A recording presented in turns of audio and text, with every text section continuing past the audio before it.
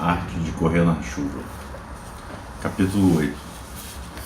Era uma tarde de sábado no verão. Depois de termos passado a manhã na praia de Alck, nadando, comendo peixe e batata frita, voltamos para casa vermelhos e cansados do sol. Eve colocou o Zoe para dormir. Eu sentei com Danny diante da TV para estudar.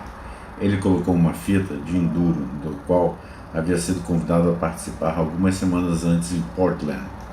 Foi uma corrida emocionante, com 8 horas de duração, em que Danny e seus 2 companheiros de equipe se revezavam no volante em turnos de 2 horas e acabaram terminando em primeiro lugar na classe, depois de Danny mostrar seu talento recuperando de uma quase rodopiada para superar 2 concorrentes de sua classe. Assistir a corrida inteira em uma gravação feita de dentro do carro é uma experiência inacreditável. Dá uma sensação maravilhosa da perspectiva que normalmente se perde na transmissão feita pela televisão, com todas aquelas câmeras e carros para acompanhar, vendo a corrida do cockpit de um único carro. Você realmente sente como é ser piloto. A pegada no volante, a arrancada, a pista, o rápido vislumbre no retrovisor de outros carros, passando ou sendo ultrapassados, a sensação de isolamento, a concentração e determinação necessária para vencer. Danny colocou a fita no começo do seu turno final, com a pista molhada e o céu carregado com nuvens negras, que anunciavam mais uma chuva. Vimos várias voltas em silêncio. Danny pilotando tranquilamente e quase sozinho, pois sua equipe tinha ficado para trás depois de ter tomado a decisão crucial de parar nos boxes e mudar para os pneus de chuva. Outras equipes acreditaram que a chuva iria parar e que voltaria a ter condições de pista seca. Por isso, tinham ganhado mais de 2 voltas de vantagem sobre a equipe de Danny. Mas a chuva voltou, e que deu a Danny uma tremenda vantagem. Ele passou com facilidade os carros de outras classes, Miatas com seus motores de potência inferior, que disparavam pelas curvas com seu excelente equilíbrio, Vipers com seus motores enormes e seu horrível desempenho, Danny com seu veloz e encorpado Porsche Cup Car, deslizando pela chuva. Como é que você consegue fazer as curvas com velocidade tão superior à de outros carros? Eve perguntou. Eu ergui os olhos e ela estava parada na porta assistindo conosco.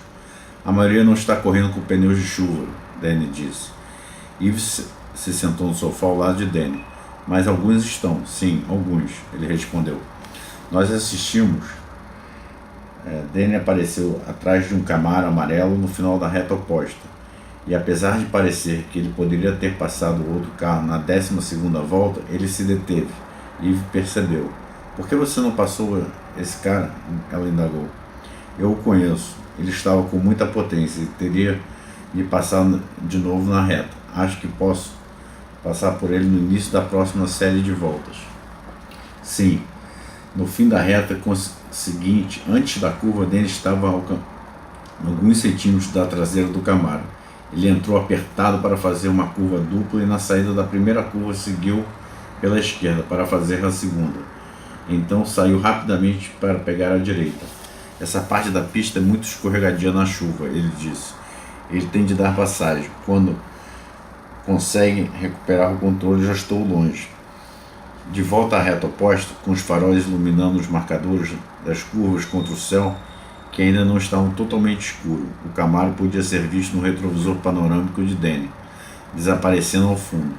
Ele estava com pneus de chuva? Eve perguntou. Acho que sim, mas o carro não estava perfeitamente estável.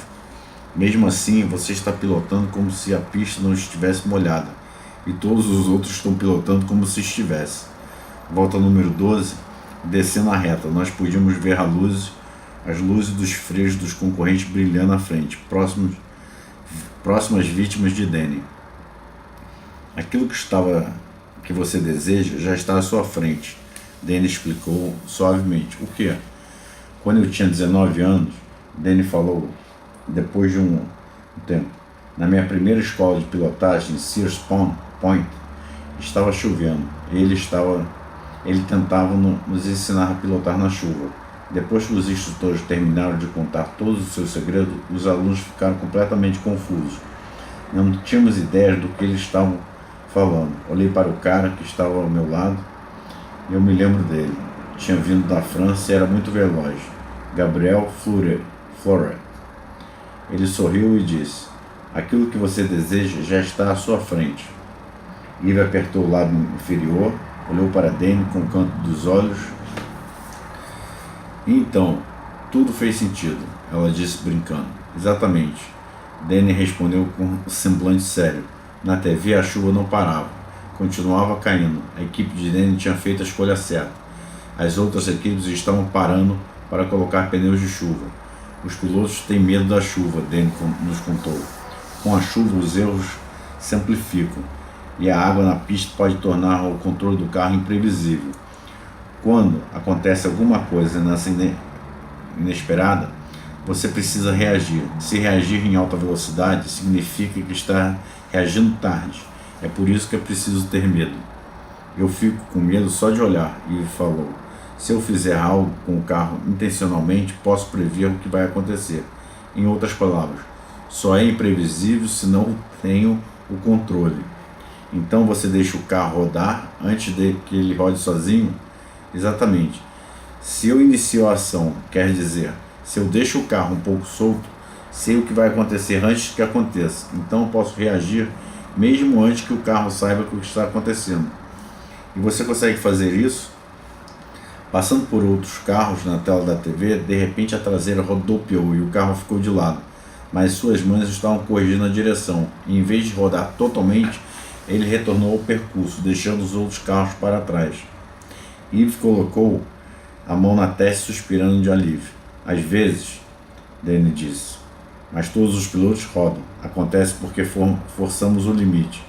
Estou trabalhando nisso, sempre trabalhando nisso, e tive um bom dia. Ela ficou sentada conosco mais um tempo. Depois sorriu para o Danny, quase relutante, e ficou de pé. Eu amo você, ela falou. Amo tudo em você, até as corridas. Eu sei que, de alguma maneira, você está absolutamente certo a respeito do que diz. Só que eu acho que eu jamais conseguiria fazer as coisas. Ela foi para a cozinha. Danny e eu continuamos a ver os carros na tela da TV, enquanto corriam pelo circuito, envoltos pela escuridão. Nunca vou me cansar de assistir às fitas de Danny. Ele sabe tantas coisas e aprendi tanto com ele. Ele não falou mais nada para mim, continuou a assistir às fitas.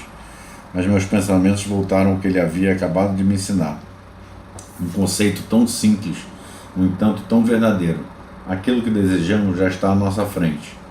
Nós somos os criadores do próprio destino, seja intencionalmente, seja pela ignorância. Nosso sucesso ou fracasso eram trazidos por ninguém menos que nós mesmos. Fiquei pensando em como essa ideia se aplicava ao meu relacionamento com Eve. Era verdade que eu sentia certo ressentimento em relação a ela, por ter entrado em nossas vidas. Eu sabia que ela percebia isso, se protegia mantendo-se à distância. E apesar do nosso relacionamento ter mudado muito desde a chegada de Zoe, ainda havia uma frieza entre nós. Deixei Danny em frente da TV e fui até a cozinha. Eve estava preparando o jantar e olhou para mim quando entrei. Enjoou de assistir a corrida? Ela perguntou casualmente. Não estava enjoado. Poderia ficar assistindo aquela corrida o dia inteiro. E também no dia seguinte. Eu estava fazendo meu desejo se manifestar. Deitei perto da geladeira em um dos meus lugares favoritos e descansei. Acho que ela se sentiu diferente com a minha presença. Normalmente, quando o Danny estava em casa, eu ficava o tempo todo ao lado dele. Ela parecia confusa com o fato de eu ter preferido ficar ao seu lado. Não entendeu minha intenção, então voltou a se preocupar com o jantar e acabou me esquecendo.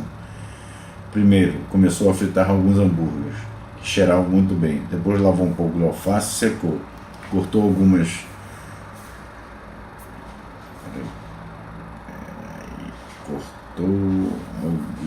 maçãs, colocou cebola e alho em uma panela e depois uma lata de molho de tomate. E a cozinha foi tomada pelo cheiro da comida. Aquele cheiro e o calor do dia me deixaram com sono.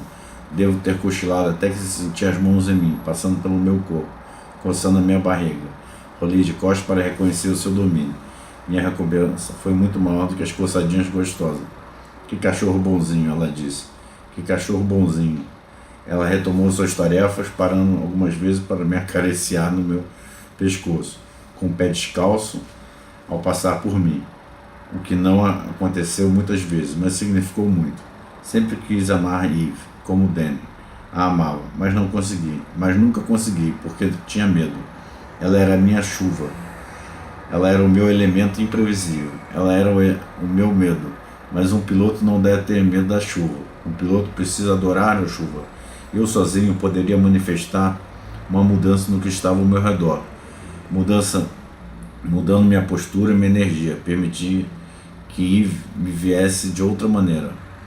E apesar de não poder dizer que eu sou o senhor do meu próprio destino, posso dizer que tive um vislumbre de domínio pessoal e sei que preciso fazer. Capítulo 9. Alguns anos depois de termos mudado para a casa nova, ocorreu algo realmente assustador. Danny conseguiu um lugar em uma corrida em Watkins Glen. Watkins Glen é um autódromo localizado próximo à cidade do mesmo nome, no estado de Nova York. Por 20 anos foi palco dos grandes prêmios dos Estados Unidos de Fórmula 1.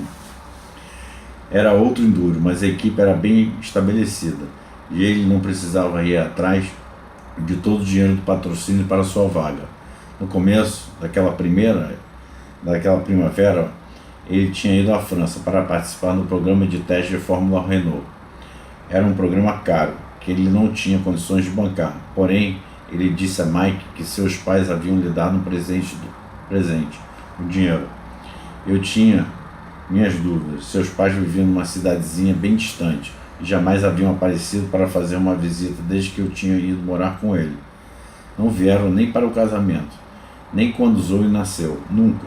Tudo bem, independentemente da procedência do dinheiro, Danny havia participado do programa e tinha arrasado, porque era primavera na França, época de chuva. Quando ele contou a Eve, falou que um dos observadores que vão a esse lugar se aproximou dele no paddock. Depois das sessões de treinamento, perguntou: "Você consegue ser tão rápido em pista seca quanto é em pista molhada?" Danny olhou diretamente nos olhos e respondeu apenas: Pode me testar. Aquilo que você deseja já está à sua frente." O observador ofereceu o teste a Danny. E Danny sumiu por 2 semanas, testando e acertando e treinando. Foi impressionante. Ele se saiu tão bem que lhe ofereceram um lugar na corrida de Watkins Glen. Quando ele foi embora para Nova York, nós todos trocamos sorrisinhos, porque mal podíamos esperar para assistir a corrida no Speed Channel. É tão emocionante, Eve comentou sorrindo. O papai é um piloto de carros, de corrida profissional. E Zoe, que eu amo demais e quem daria a minha própria vida para proteger, fazia festinhas e pulava em seu carrinho de corrida, que ficava no meio da sala, e dirigia em círculos até ficarmos tontos. Então estendia os braços no ar e proclamava: "Eu sou a campeã." Deixei-me me envolver de tal maneira por todo esse entusiasmo que comecei a fazer coisas idiotas, como cavar buracos no gramado e me enrolar e depois esticar todo no chão com as pernas estendidas e as costas arqueadas, deixando que coçasse a minha barriga, e corria atrás das coisas. E como eu corria! Foi a melhor época das nossas vidas, de verdade. Em seguida, veio a pior época das nossas vidas. Chegou o dia da corrida. Eve acordou envolta pela escuridão, uma dor insuportável, que ela chegou na cozinha de manhã bem cedo, antes de Zoe acordar, e vomitou muito na pia. Vomitou como se fosse virar do avesso. "Não sei o que está acontecendo comigo, Enzo", disse, e ela raramente falava comigo com aquela franqueza, como quando Danny fala comigo como amigos de verdade, companheiros. A última vez que ela falara comigo daquele jeito tinha sido quando Zoe nascera, mas desta vez falou comigo como se fosse um amigo de verdade. Ela perguntou: "O que está acontecendo comigo?" Ela sabia que não poderia responder. A pergunta era completamente retórica. Foi por isso que eu me senti tão frustrado. Eu tinha uma resposta. Sabia o que estava acontecendo, mas não tinha como lhe dizer. Apenas empurrei sua coxa com meu focinho Enfiei o nariz e a cabeça no meio das pernas e fiquei ali esperando com medo. Parece que tem alguém esmagando a minha cabeça, ela repetia. E então começou a juntar algumas coisas com pressa, enquanto eu observava. Ela jogou as roupas de Zoe em uma mala e algumas roupas suas, e a escova de dente, todo mundo depressa. Acordou Zoe e enfiou seus pezinhos de bebê em chinalinhos de bebê. Bem, a porta se fechou com um barulho. Nhec, nhec, a fechadura girou. Elas sumiram, mas eu não sumi, eu fiquei ali, ainda estava ali. Final do capítulo 9.